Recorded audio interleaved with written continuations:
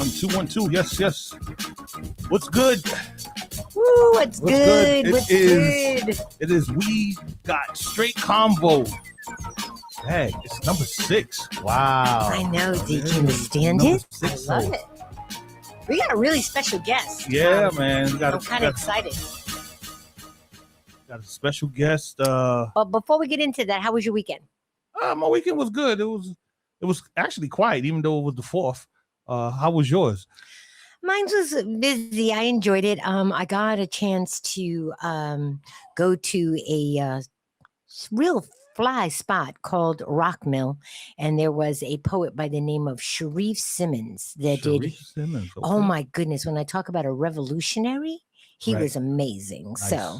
Yeah, so we're going to continue that vibe today. You know what I mean? We've got a very special guest. And, before I start the show, I just want to say R.I.P. to John Skippy Rivera. We love you, miss you, and all praise to everybody. Rest in power, brother. Rest in power. Yes.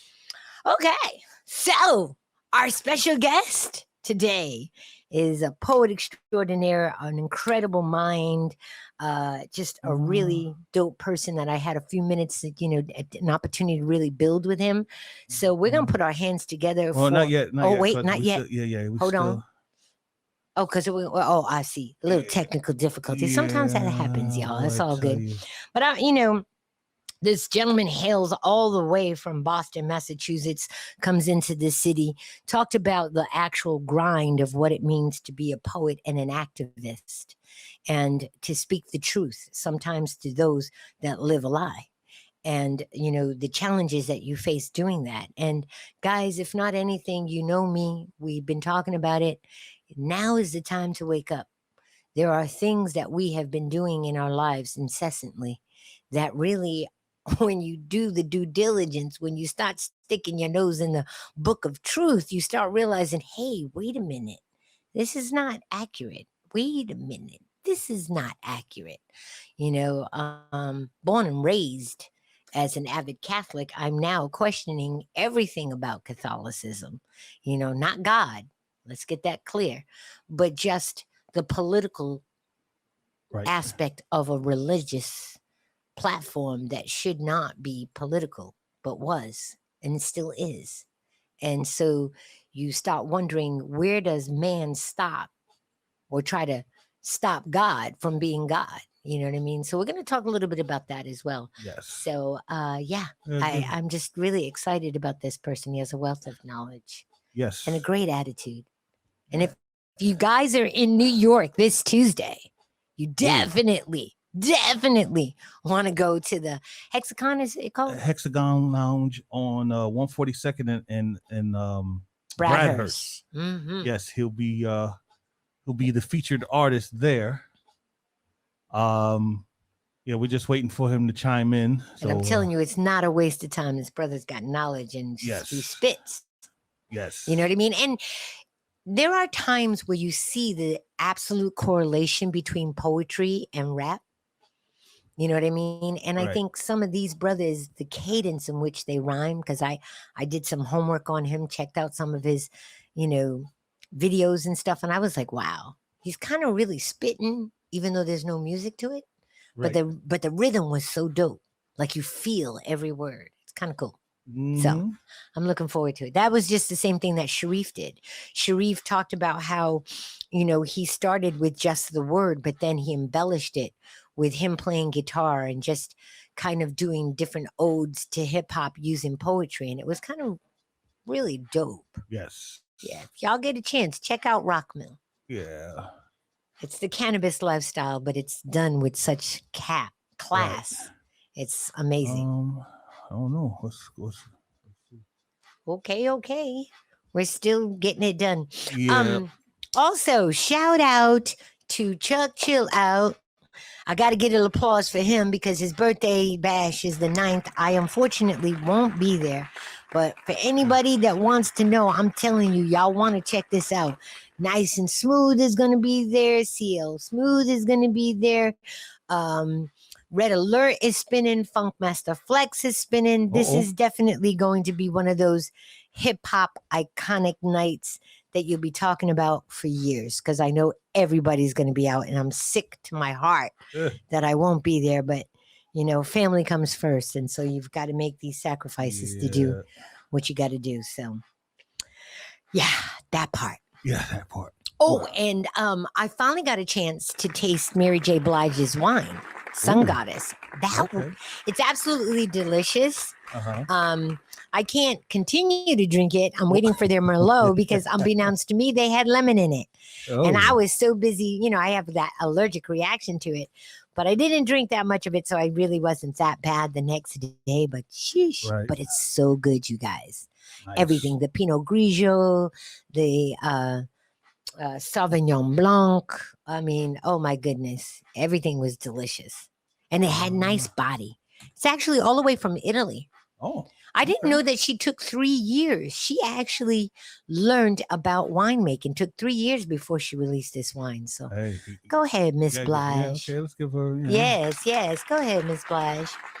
And Coel, her sister, her baby sister, she's really doing an excellent job with the branding. So you guys check my YouTube, Amelia is More and More page. That video will be up in the next couple of days, and you can see and hear. Shout out to Rob MTA and Miss YN H-Web. H-Web is in the building. Thank you for coming. Thank you. Spread the word. Like I said. I love it. She said, I'm driving, so I can't participate today. That's okay. We love you. We love that you're here, present and accounted for. Yes. Okay. And happy Friday. Yes, happy Friday. And shout out to my MTA people. Some of y'all do the job really good, and some of y'all be getting your jollies pulling off when people are right there trying to catch the bus. Well, no, Rob's a mechanic, so okay. He don't drive. He good. Oh, okay. He good. Rob is the ones that keep it straight. All right, Rob. Yeah. I see you. But no, that's not an easy job. No. Sometimes I sit on that bus and I'm like, man, listen, I could not do this job because I'd be yoking people. The way they talk to you is disrespectful. No, we don't need that. No, we don't. There was something else I sent you too that was really interesting. I'm trying to remember, because, IG of late has been really off the chain. Yeah. Sheesh. Oh, and did you hear about the story with Nick Cannon and Kel? That's going viral. Kel? So Kel, Keenan and Kel. Okay, so Kel's ex-wife said that she finally came forward and said that one of the reasons why she left was because she was suspect of Kel, because she walked in with Nick Cannon wearing her cheerleading outfit, standing over Kel. Right. Yeah, that part. I don't know what that's about. Yeah.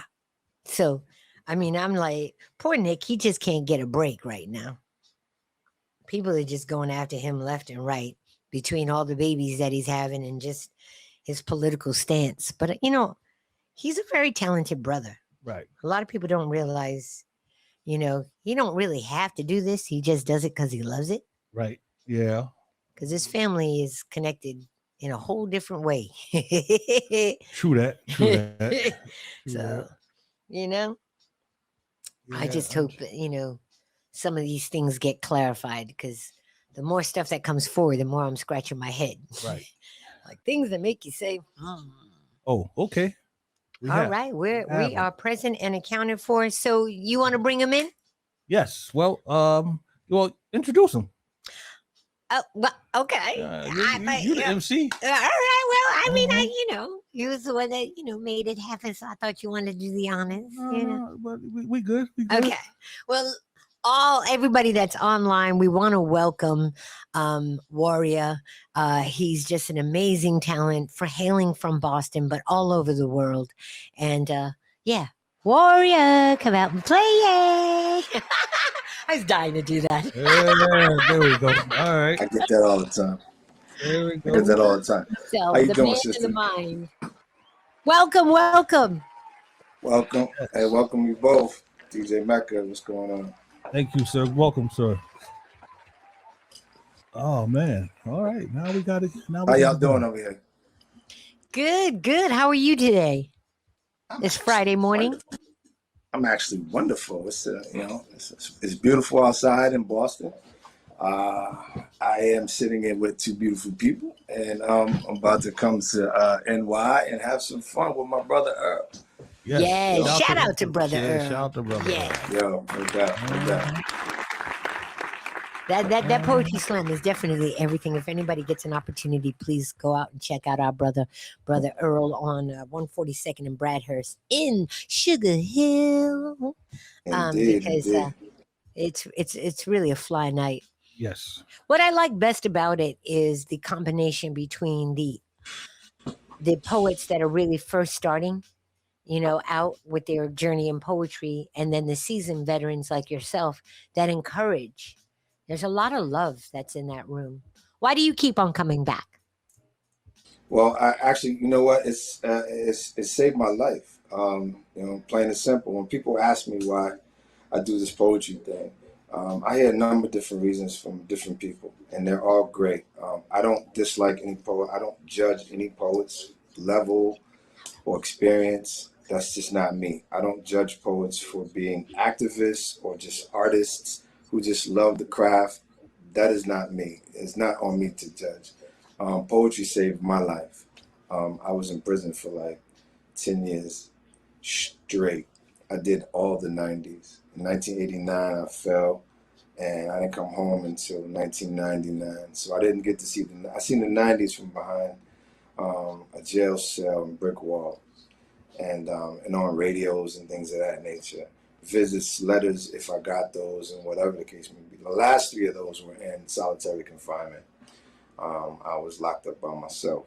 So it gave me an opportunity to learn who I was, discover, what my challenges are as well as my strengths. And that's where I found poetry. On a book cart that came by my cell, I found Langston Hughes. Oh, yeah. Yeah.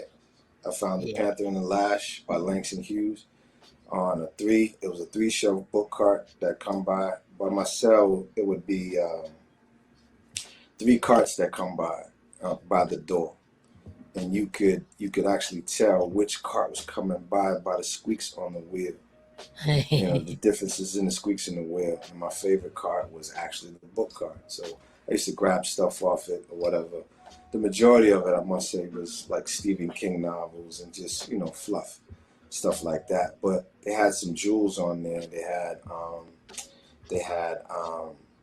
Dr. Lerone Bennett, Before the Mayflower. I grabbed it, kept it. The books I grabbed, I kept. They tried to, you can only take 3, but I would keep them and, whatever. They ain't saying nothing. You locked up. What they gonna do? Panther and the Lash.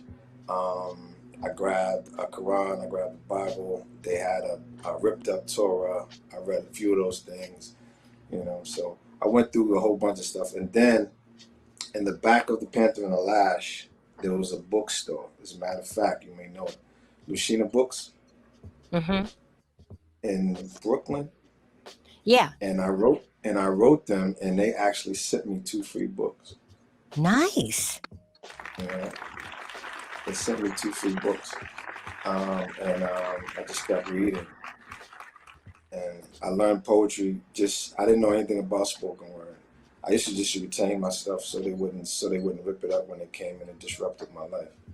And they would just ask me to stand up on a cell and say, "Yo, little warrior, little warrior, yo, spit that piece, man, for real, man. We ain't doing nothing." And I would just recite these poems that I wrote. In the style, I was writing in the style of, trying to anyways, writing in the style of Langston Hughes. Ultimately I evolved into that. So that's my story. Nice, yes. I'm so glad that you said that. And could we turn him up just a little bit so I can hear him a little bit better? But a lot of people underestimate the power of reading, And I think your story adds to that, because of the mere fact that one of the things that I love about living in Harlem is when I'm walking through the streets, I'm like, Langston Hughes lived right here. Langston Hughes walked this same street that I'm walking in, you know, and just that type of knowledge kind of motivates you and inspires you. And when I go to those poetry slams, you hear, I think that that's the difference to me about poetry versus rap or my culture, hip hop, you know, because rap is not a culture. But the difference is that you guys, there is a piece of you that comes out with a sense of your own truth that I feel doesn't necessarily come out in the music side. I think the music side, even though it's very entertaining to hear you guys, I think one of the reasons why it's so entertaining is the truth that comes out. It's not embellished, you know? Do you feel that way about poetry? Like, why is poetry so magnetic to you? Well, as I said, for me, it's I have a connection to it because of, you know, the way it came to me, and I'm passionate about it because I can get an opportunity to, you know, write what I'm feeling, write what I'm going through down, and then convey the message. It's sort of therapy for me. Hip hop, in a sense, I love hip hop. Back in the early '80s when it first came out, you know, I'm aging myself. When it first came out, you know, I was a part of a couple of, you know, groups and things of that nature. So it was poetry. And let me just say this: rap is poetry, and hip hop kind of bridges the gap between the two, so to speak. And it can too be, you know, a part of someone's like growth and development. I hear a lot of MCs who are very, very passionate about their work, and it shows when they drop it.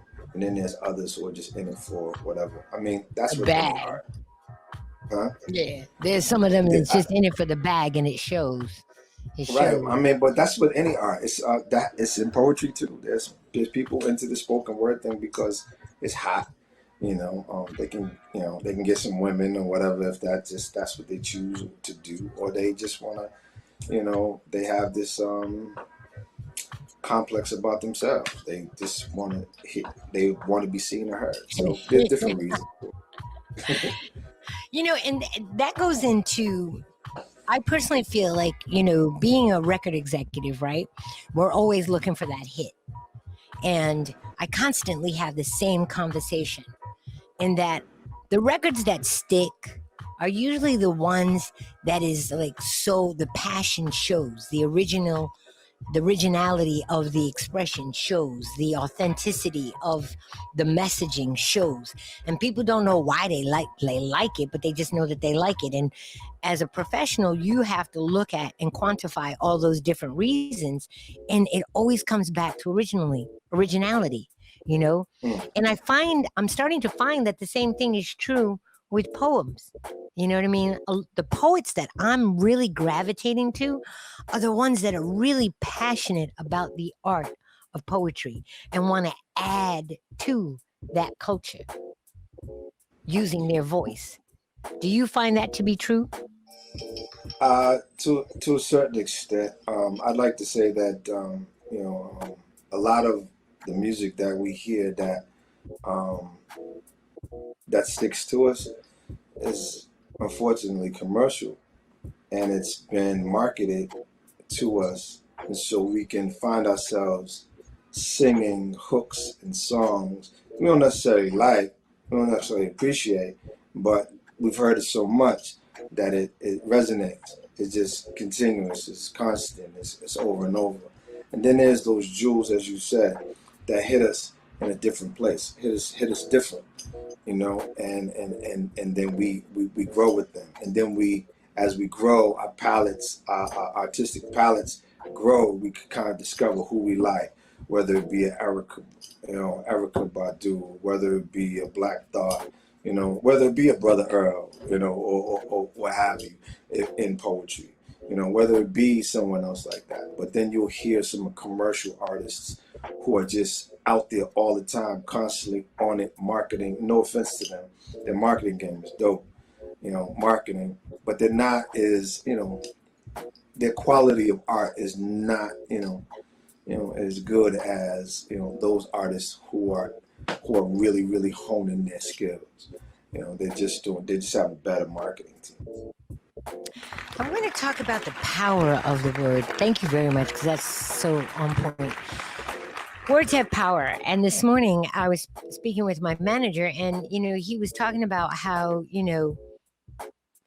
what you speak, you should also believe, and that what you speak, you also subliminally manifest, and in some of the messaging that's in the entertainment that's out now, it's not really all that progressive. And so sometimes we see the correlation of the regression. Do you feel that words have power? And if so, what are some of the experiences that you've had that affirm that? Oh, most definitely do. Words have power. They sit. That's why I'm careful nowadays. And when I was younger, of course, and as we all were, we would oftentimes say what was on our mind, just because we were just, growing, immature, ignorant, or whatever the case may be. And we just say it, feeling like, well, this is what I got to say. This is me, and this is how I say it. So I'm just going to say it. And then as you grow and you learn, you know that, as you said, words do have power, and they're not going anywhere. So what you tend to do is kind of like, you hold on to things. Like, I can't talk to you the same way I talk to my brother. I can't say something to you as a woman or as a person, or the person you are, the same way I would talk to someone else who would be, either, disrespectful or I'm conversing with, And some of the experiences I've had with my words is, I would go to a place to perform or share my art, and then the poem that I did over here at this event, didn't hit well with this audience because of a line or a phrase or a word that I said or a topic that I brought up. So I have to be mindful. of the audience and the people that I'm talking to, because oftentimes people can get offended by, I could say, okay, for example, I went into a bar some time ago in Cambridge, right? And I went up to the bar and I said, sweetheart, can I have a cognac? And to me, as a man, I mean, I didn't think about it. I said, sweetheart, can I have a cognac? Or a whiskey, whatever. And she said, I'm not your sweetheart. I'm not your sweetheart. And it became a gaslighter situation. I didn't understand. But she brought me the stuff, and I went back and asked one of my friends what that was all about, and they explained to me it's a different type of movement right now. People are feeling empowered in different ways. So you have to be mindful of how you converse with people, or the things that you said before are not necessarily politically, quote unquote, correct today. Yeah. And you're absolutely right on that. But as a female, I'm having more and more conversations about that, because I'm all about female empowerment. You know what I mean? And women empowerment. And there is a differential between that, and I'm feeling like the identity of a woman is being taken away. Like, I don't take offense if somebody says sweetheart, but some women feel like that's a sexual connotation and you're demeaning her and you're making her less than. Like, come on, cut it out. That was a term of endearment that he gave to you. He's not hitting on you. He's not insulting you. He was just being polite in his own way of being reared, And inadvertently, that was your way of acknowledging that she was a woman and just respecting her, But some women are feeling, some females, because I feel there's a difference between the two. A woman has a womb. A female is taking on the feminine characteristics of being female. And there's a lot of females that are doing that, but they're not a woman. And as a woman, I have to speak on that because I feel like it's so necessary. And as a woman, I always say my dad raised me to be a lady, but my mom raised me to be a woman, Wow. And there is a huge differential between the two. And it's almost like we now have to start looking at it from that perspective, because I'm sorry, us women, we don't mind a man telling us hi, sweetheart, or hey, beautiful. I don't take objection to that. But if you said to me, I want to fuck you, excuse my French, yeah, you're going to get a smack. Because that's disrespectful. You know what I mean? Or commenting on, you know, in a lewd manner. Yeah, that's disrespectful. This is an interesting time, especially for me as a girl dad. I have daughters. You know, I have 5 actually. One is older. God bless. 4. One is older, doing her thing in Alabama. She went to Memphis State. And the others are like 16, 15, 13, and 12. And so they're growing into this thing. And in this day and age, I have to be mindful, going back to what you said about words and how they resonate and how they have power. I have to be mindful of how I converse with them, how I have meetings with them, how I interact with them. Not because you know, I'm careful. I mean, I'm still dad. They respect me. They know if they do something wrong, I'm going to check them. Right. But at the same time, I know they're very, very emotional. One in particular is even more emotional. She's the most emotional in the house. You know, my 16-year-old. And so I've learned ways of, like, being a poet has helped me as well, and learning the power of words. I've learned ways of communicating with them that doesn't trigger, you know, whatever emotions or whatever they have that may make them feel like, you know, daddy's being mean, or daddy's yelling at me, or daddy don't like what I'm doing, or whatever the case may be. In the past, I've struggled with that, I must say. And I mean, it's a work in progress. I got girls, so. Well, you know, I think possible. You made a very great point, and I think one of the things that I'm reminding myself, because I'm also an education specialist, right? I advocate for the youth all the time, is that our children are really growing up in a global society. And so the attitudes and the opinions that they have are more wide because they're getting information from the world. And so our own little corner of the world and our own little perspective doesn't match up sometimes to what the world is doing, you know? Mm-hmm. And so I'm learning how to be more open-minded, you know, and really understanding. That's the reason why I did that definition of women versus female, because I was getting a lot of, you know, in the entertainment industry, there's a lot of different sexual orientations, you know, and being straight, I was feeling like, you know, I was under attack because I'm straight. And I'm like, yo, look, I don't care what you do. Do you know? But some of the things that you're advocating for are now affecting me. Because you're using the same label as me, but we're not the same. And so I was like, okay, so how do I wind up maintaining who I am and the definition of what I relate to without disrespecting or alienating anybody else that feels that they're the same? And that's where I started saying, okay, a woman has a womb, a female takes on feminine qualities. And this way, there's a lineage, because I'm not you, and I'm not going to pretend to be you, because I'm me. And I shouldn't feel a certain way because I want to hold on to what is me. You see what I'm saying? And so in that respect, words do have power.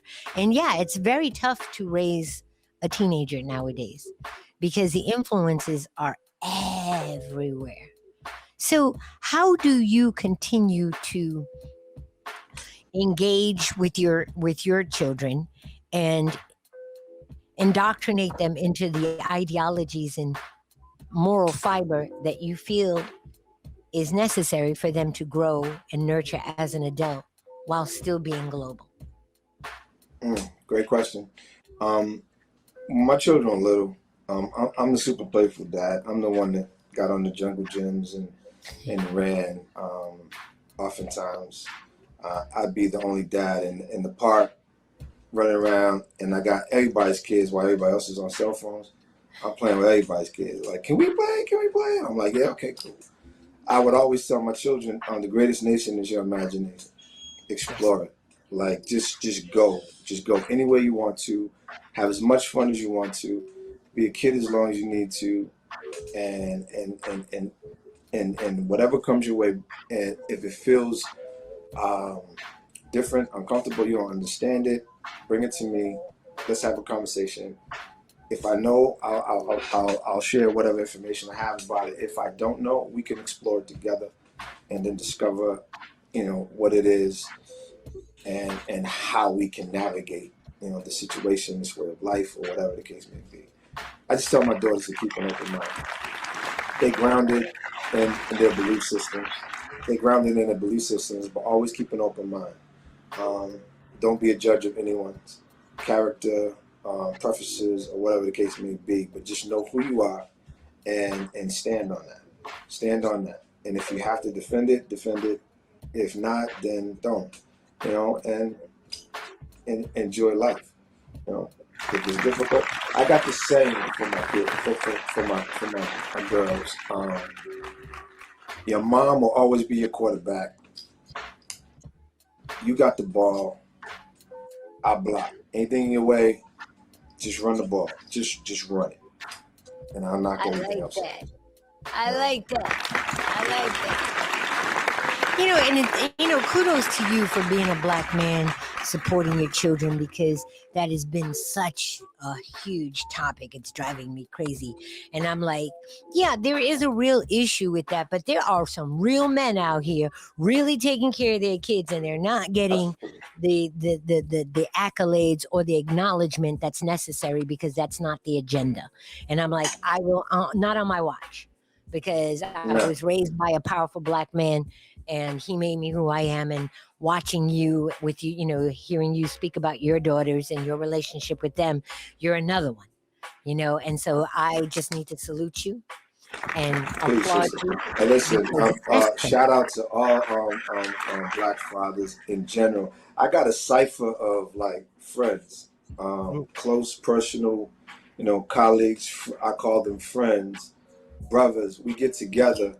We have different ways of life and different, different jobs and whatever. But when we get together, we talk about these things. We have these discussions. We can bounce off each other. And I watch my boys like carry their infants in the pouch. Oh, that's dope. While he's at the restaurant cooking. One of them owns a restaurant here, Food for the Soul, right in Grove Hall. Y'all gotta come eat with us.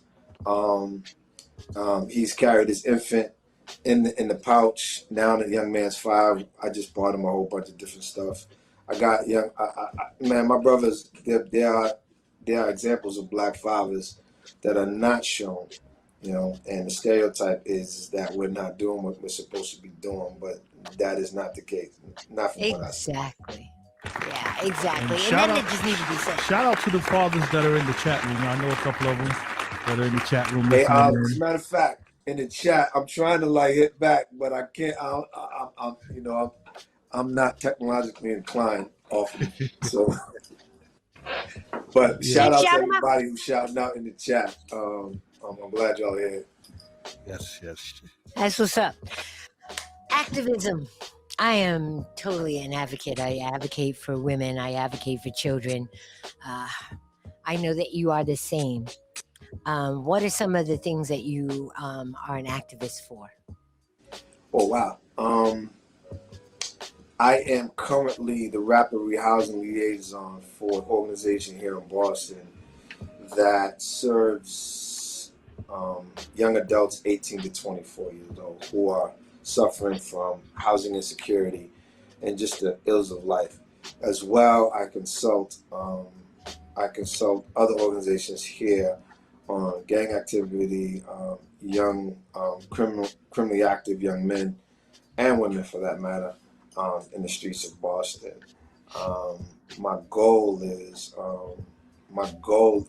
to assist as many of these young people as I can to becoming even more stable.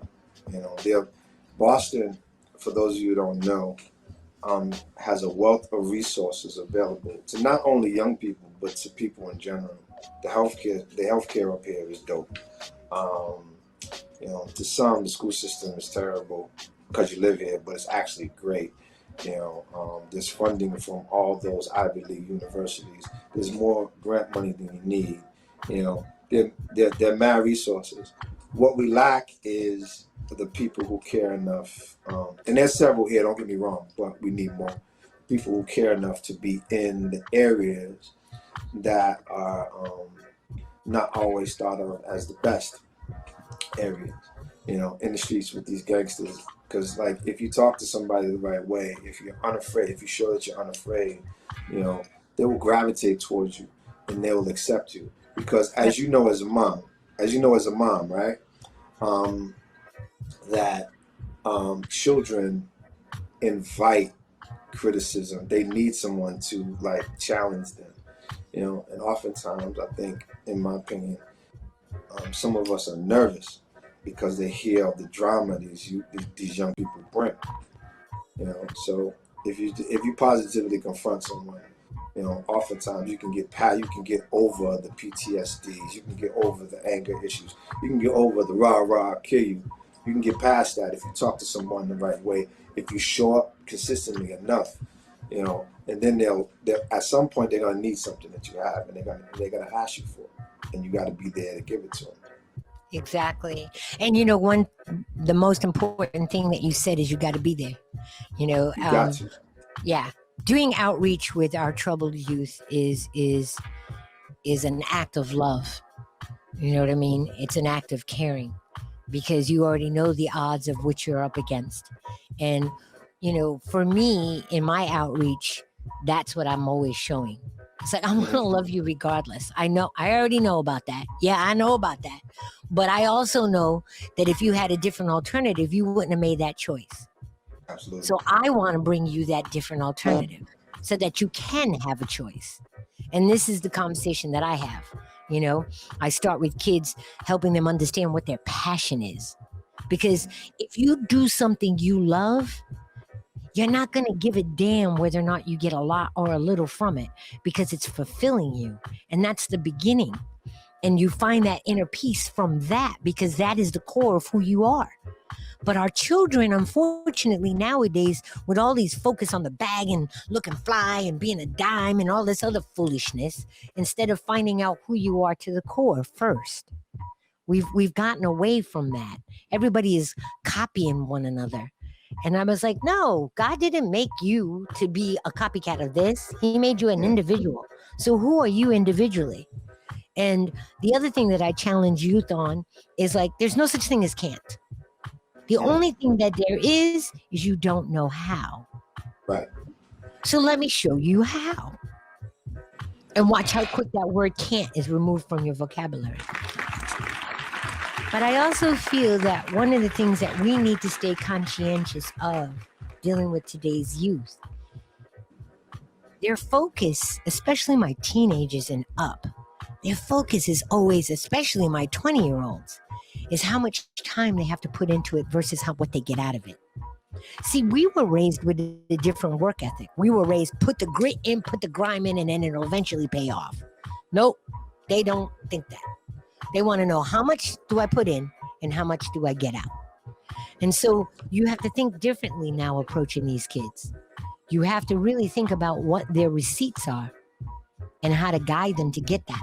Because in the street, that cause and effect is real. I do this, I get this. I do this, I get this.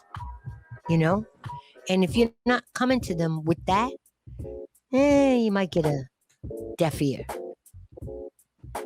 No, I agree. They live in a fast food society. I mean that across the board. everything's at their fingertips. This phone that we have is literally the world. The world is open up to them, and they get so many different messages about. How you can do this if you download this app. How you can do this if you get this many likes. Their fingers type faster than we ever thought. And so of course they're gonna feel like they can get that bag really quick. Or as long as they get on the net. I'm hearing so many messages from elder rappers right now who are talking about it's different nowadays. The hip hop industry was different back in the day. You had to like really grind, and the goal was to get a deal so you can eat. And then there came, Master P with selling out the back of the truck, selling CDs out the back of the truck. Me personally, I remember when I was grinding in this poetry thing, and Brother Earl can attest, we used to hit the road with CDs, with bags of CDs, 200-300 CDs. And we're selling them for $10. And then the advent of Square came, and we stick that in our phone, and we're getting that, but we're still selling CDs. Now it's like, download my stuff. I got two books now on Amazon. Like, hit me up on Amazon, get it on Amazon. I don't have to bring the books no more, but I still bring them because I still feel that. So it is difficult to get past that, quick money attitude. But there still is a desire in them to work and to be successful. Once you get past all the bravado and you get past all the all the stimuli that's coming at them from different angles, and you get them to put the phones down. What we do in our organizations, one of the organizations I consult for, Mission Safe Boston, we take a bunch of youngsters. They still in it. We take them out of their environment totally. Take them to Martha's Vineyard. We'll take them to somewhere else they haven't had, but they got to leave their phones in the van for the entire time, so they're gone. A group is coming back today. They're gone for like 4 days. They got to leave their phones. The first time it's just like a deprogramming. It's like weaning them off of a drug, so to speak. And then you can see how the bravado and the fake manhood falls off, and they turn right back into little boys. And they're playing, jumping in water, lighting fires, in tents, talking to each other, having camaraderie. But the sad thing about it is, when we drive them back, what we noticed is this. When we drive them back, the closer they get back to the city, everything comes back up. The mask comes back up. Yep. The guard comes back up. And it's like, if we could do this more often, it would be great. Well, see, the reason why. Quick question. Oh, yeah. You said this is in Boston? Yes. This is programmed in Boston? Because yes. one of our moderators, Diva Brat, she's in Boston, and she's y'all need volunteers? Absolutely. Go to Mission Safe. Yeah. I'm gonna tell y'all to go to missionsafe.org. Missionsafe.org. Look for the brother Jumani. He's actually the program director, soon to be possibly CEO. They're grooming him. Yo, listen. If he's comfortable enough, he'll tell you his story. Okay. I'm his elder. He respects it. And but this young brother has grown from. Listen, I don't want to talk about that, but like the brother's grown, but now he's married, family. We just spent the weekend together, man. Brother's beautiful, man. Okay. But getting back to that mask coming back on, doing outreach, I learned that that's their method of survival. Yes, sir. Yes, ma'am.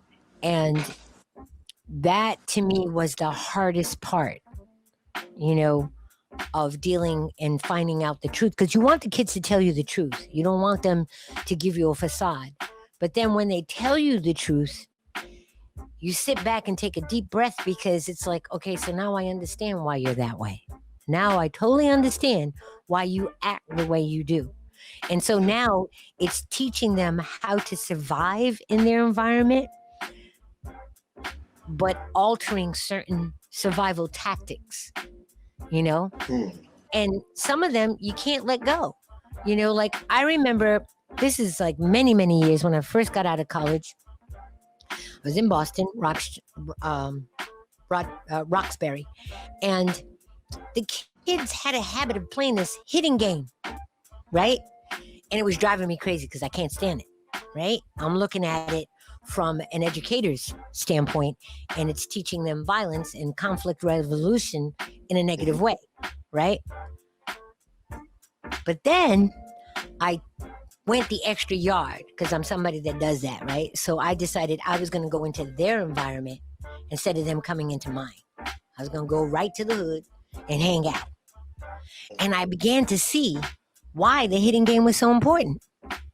Because sometimes some of the older kids would just go around and smack them for no apparent reason, just because he could, right?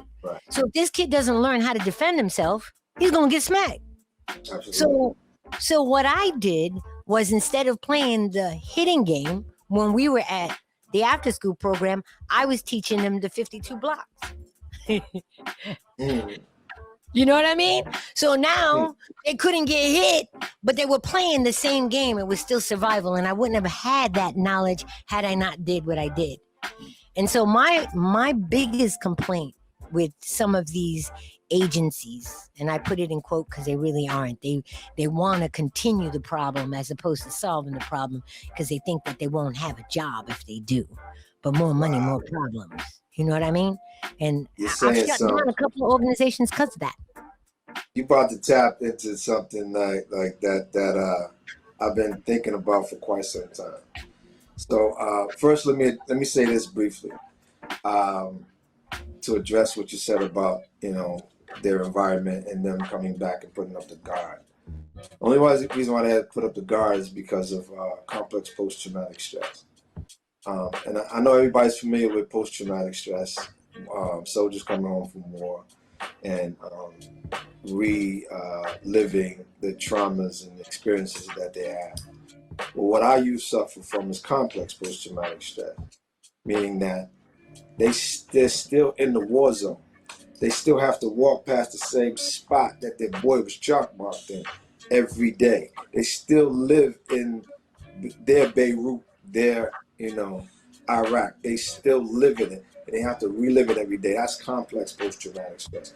So that's why they have to put up these guards. So that's why, you know, we're so adamant about trying to take them out of the environment, show them something different.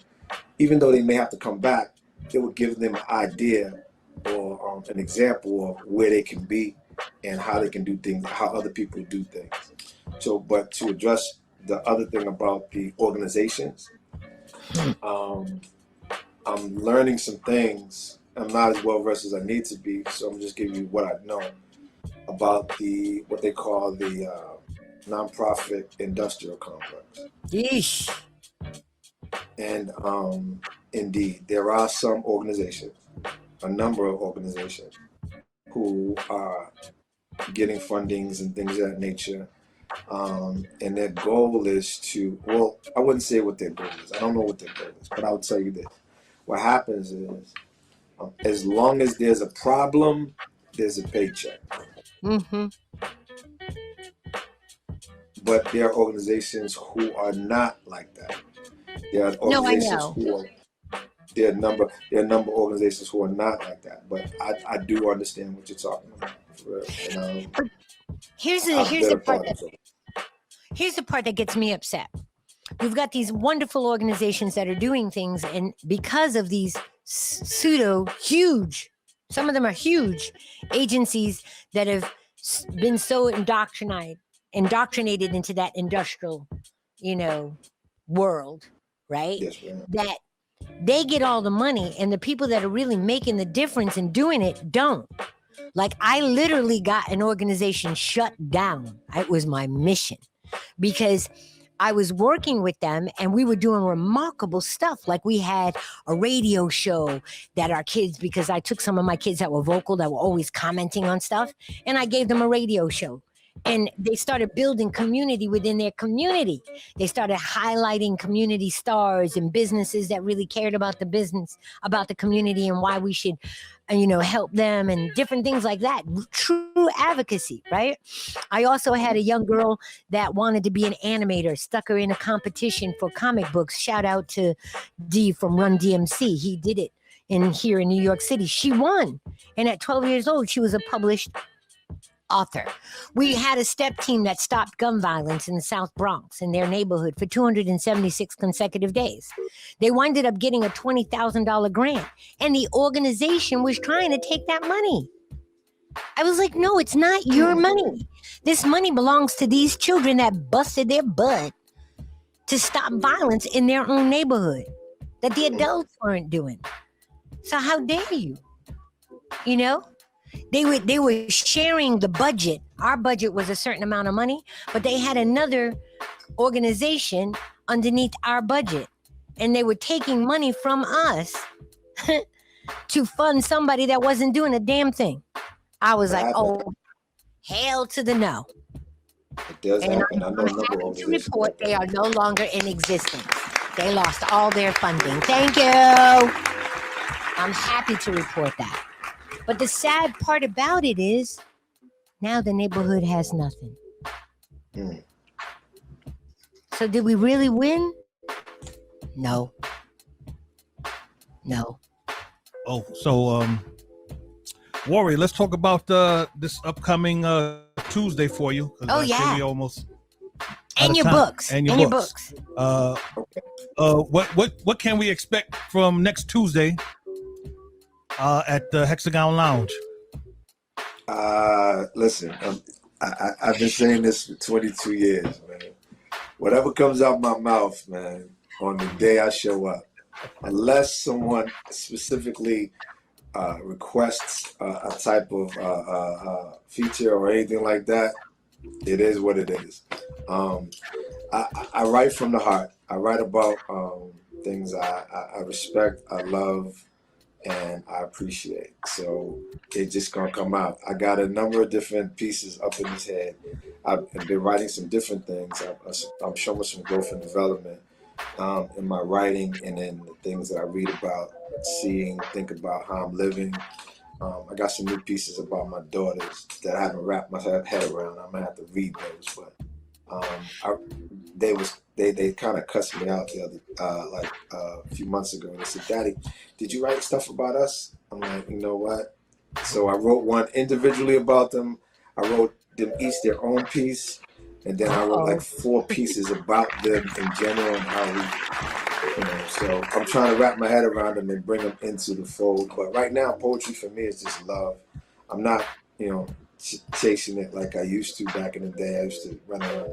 Man, I had a caffeine addiction. I was drinking Red Bulls and coffee, trying to run from Boston to Connecticut to New York to Atlanta to Texas to California.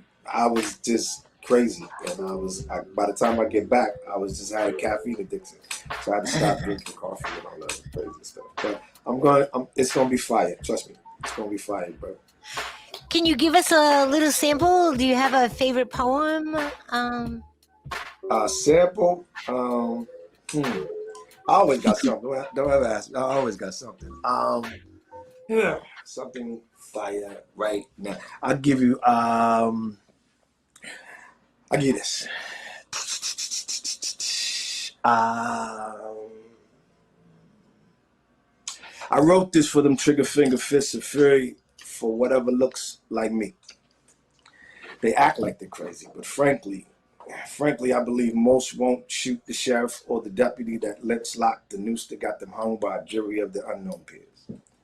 And I wrote this for those who own no stock or property on the blocks that they be repping, not one brick on the project steps that they piss on. They left plasma stains, perspiration, salted eye water, and became statistics on. And I wrote this for you expensive jeans, you be wearing them close to your knees, but you refuse to rise up and break loose these 13th Amendment traps that bind and shackle you, and God you trust, you just hustling every day, just hustling till they can find and tackle you by design your crime story to align you with the glorious details of mine to find you back in the saddle again, convicted, riding a high horse, addicted to all sorts of chemical substances. I wrote this for them.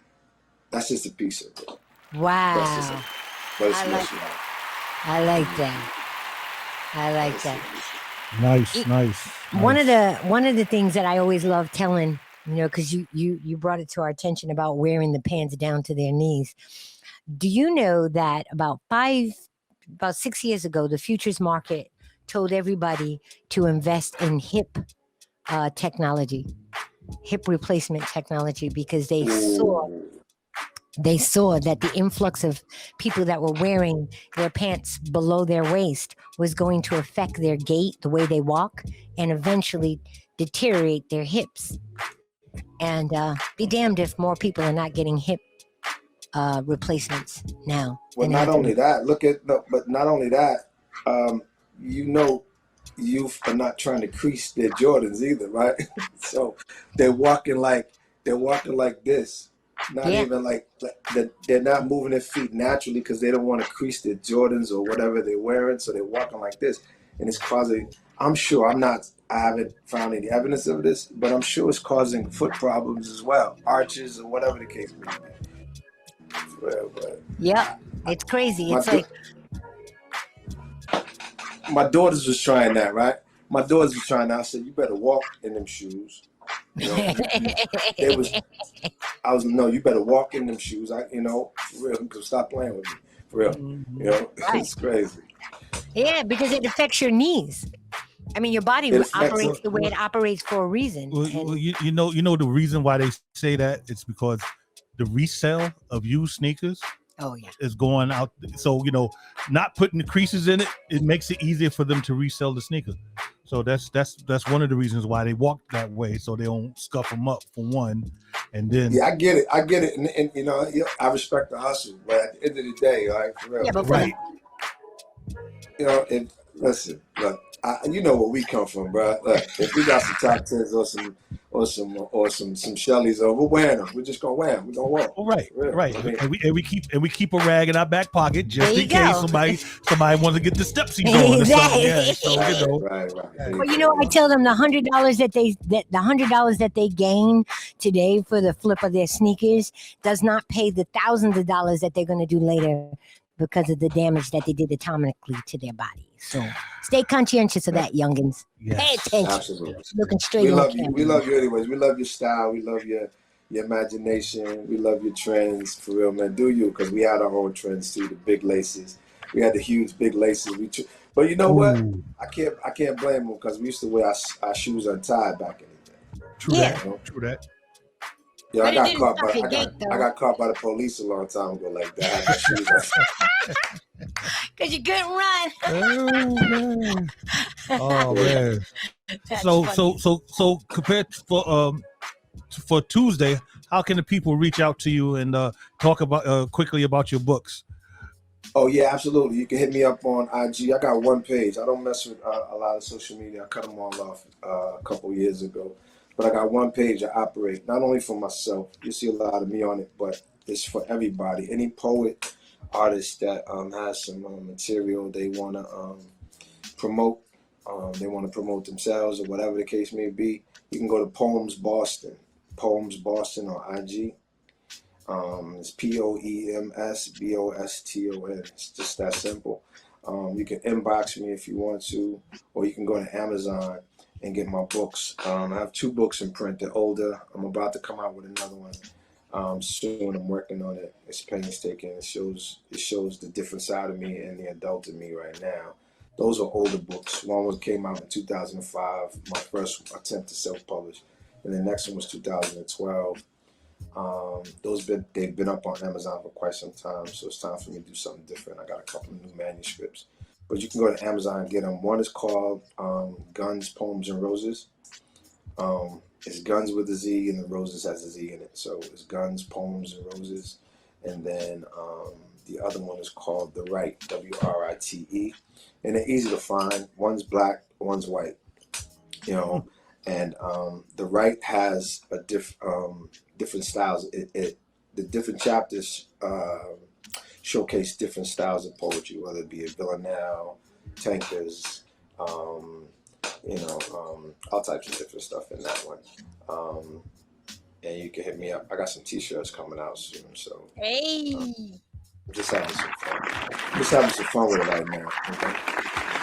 Speaking of T-shirts, I have to do a shameless plug. D-Mecca has his T-shirts. Be sure that you are purchasing it and supporting him because we want all of his music to come back. Yeah, the cause is called The Recovery.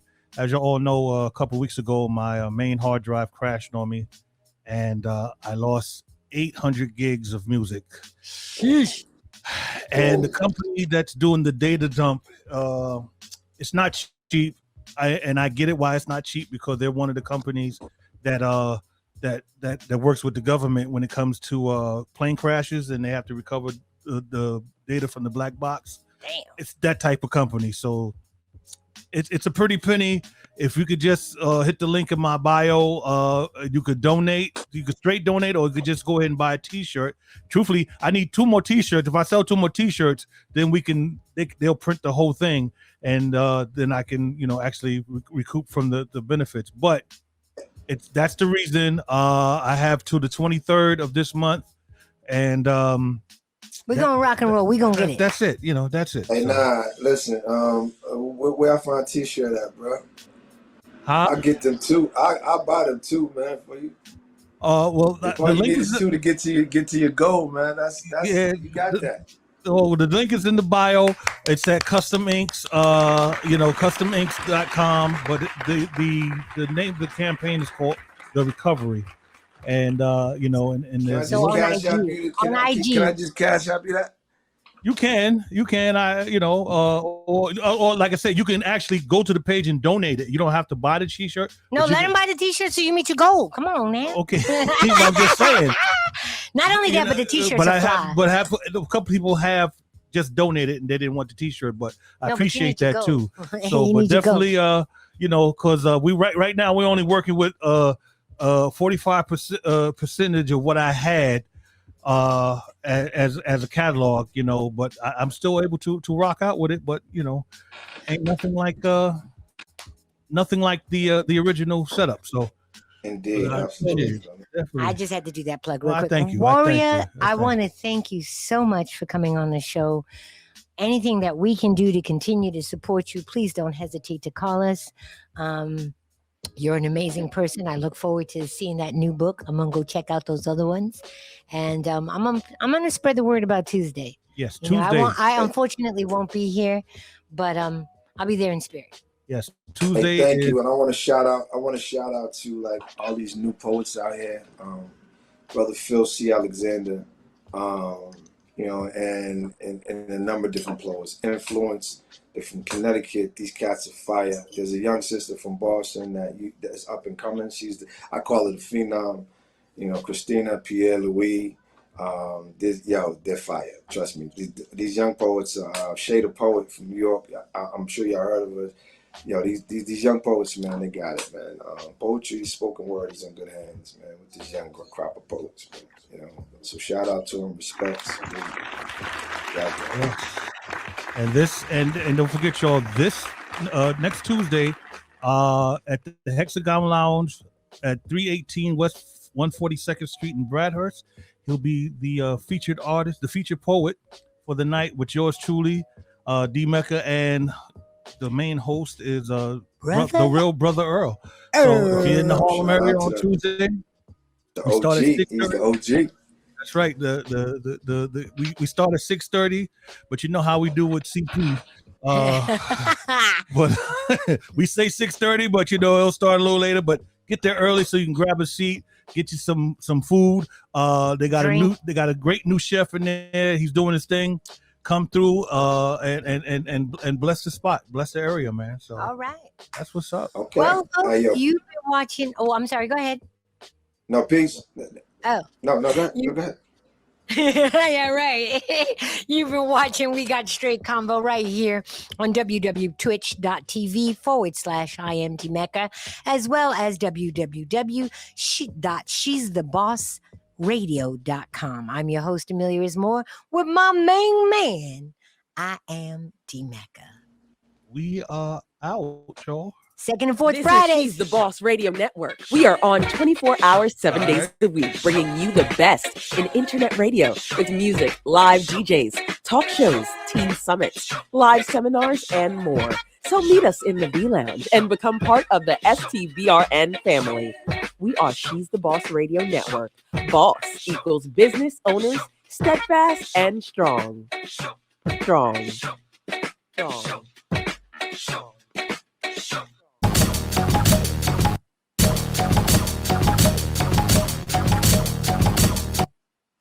Okay, yeah, we out.